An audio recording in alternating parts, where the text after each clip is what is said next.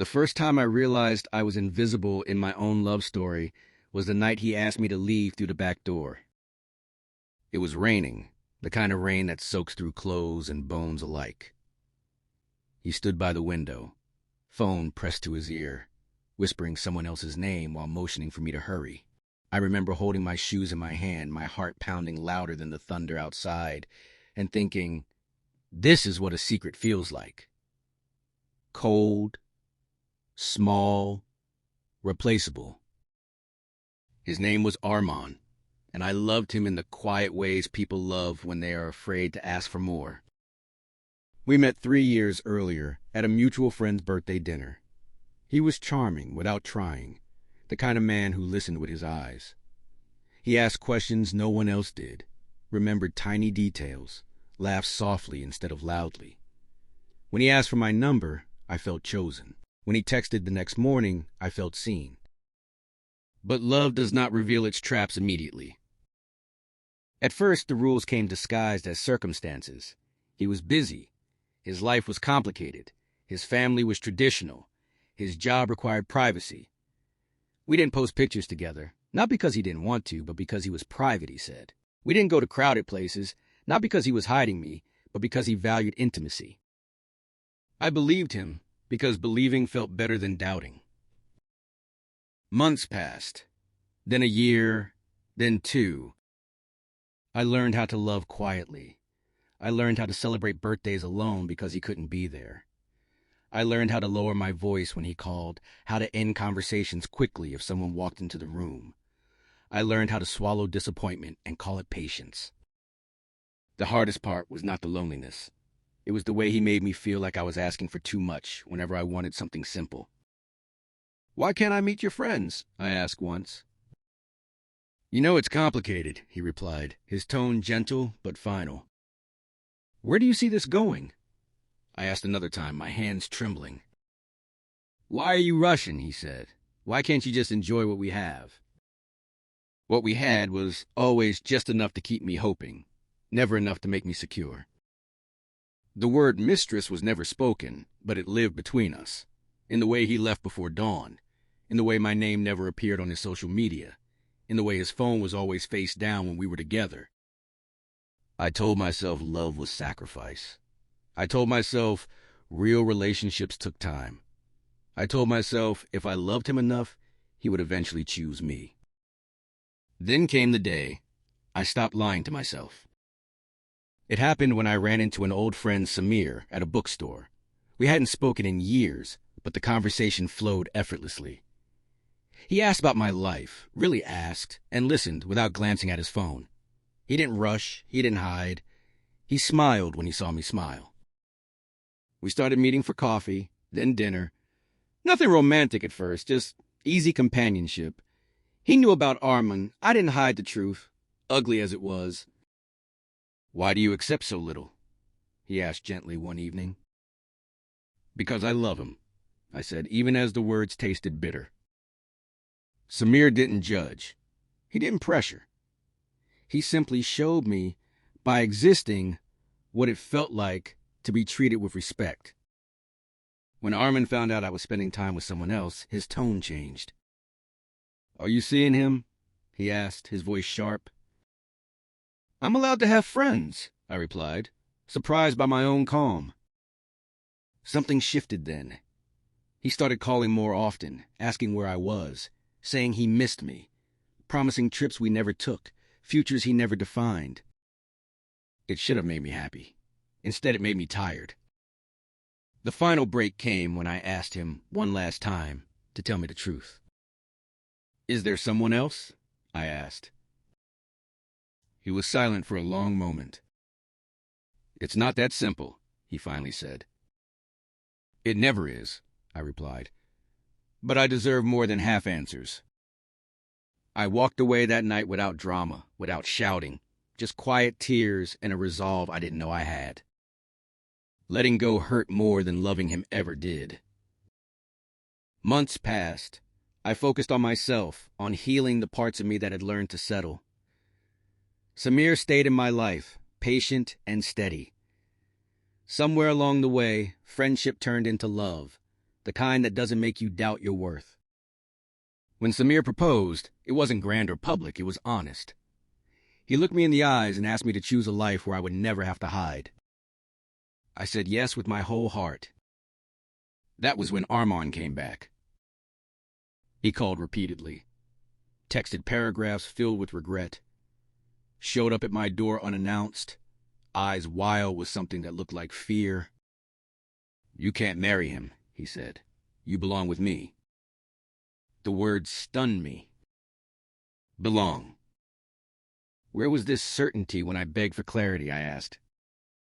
"I was scared," he said. "I didn't want to lose you." "You already lost me," I replied. "You just didn't notice until someone else saw my value." He promised everything then.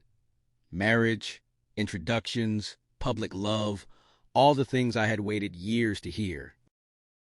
But I had learned something important. People don't suddenly change when they see you happy. They change when they fear losing control. Walking away the second time was easier, but not painless. There was grief for the woman I used to be, the one who thought love meant endurance. On my engagement day, as I stood surrounded by family and laughter, I felt something unfamiliar but beautiful. Peace. I realized love was never meant to make you feel hidden. It was never meant to shrink you. Real love doesn't keep you in the shadows and panic when you step into the light. Armand stopped calling eventually. His silence no longer haunted me. It confirmed what I had finally accepted. I was never hard to love. I was just loving someone who couldn't love me the right way. And the greatest victory wasn't getting engaged to another man. It was getting engaged to my self-worth first. If you ever find yourself being treated like an option while giving someone your everything, remember this. The moment you choose yourself, the right people will find you, and the wrong ones will finally reveal who they always were. The days after my engagement felt unreal, like I had stepped into someone else's life and was slowly learning how to live in it. Mornings were calmer, nights were quieter, and for the first time in years, my phone did not control my heartbeat. Still, healing is never a straight road. Even as Samir held my hand with certainty, fragments of the past returned uninvited. Not because I missed Armand, but because I was finally understanding how deeply I had been conditioned to accept less. One evening, while sorting old emails, I found messages from years ago. Promises without dates, apologies without change, affection followed by silence. Reading them now felt like watching a younger version of myself begging to be chosen, line by line. I cried, not for him, but for her. Samir noticed a shift in me before I said anything. He always did. "You don't have to be strong all the time," he said quietly, sitting beside me. "I'm not here to compete with your past. I'm here to build a future with you." Those words healed something I didn't know was still bleeding. But Armand was not done testing my resolve. A week later, he showed up again, this time calmer, more calculated. He congratulated me with a smile that didn't reach his eyes. "I just wanted to see you happy," he said. "I am happy," I replied. And this time, it wasn't defensive, it was factual. He looked around my living room, noticing the changes. New curtains, fresh flowers, a framed photo of Samir and me smiling without fear. "You changed," he said softly. "No," I answered. "I returned to who I always was before I learned to disappear for you." That was when his tone hardened. "Do you really think he will stay?" he asked. "Men leave, you know that." I felt something rise in me then. Not anger, clarity. "Maybe he will, maybe he won't," I said. "But the difference is, I will never beg someone to choose me again." He left without another word. That night, I told Samir everything, every detail, every scar. I expected discomfort, maybe jealousy. Instead, he listened. "Thank you for trusting me with this," he said. "Your past doesn't threaten me. It explains you." For the first time, I felt fully seen, not just loved. planning the wedding became its own journey of healing.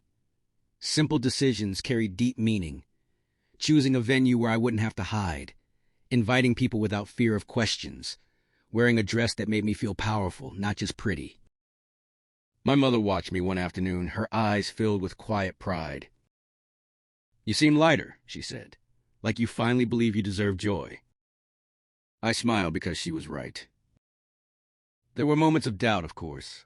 Late at night, when old fears whispered that stability could vanish, that love could turn conditional again.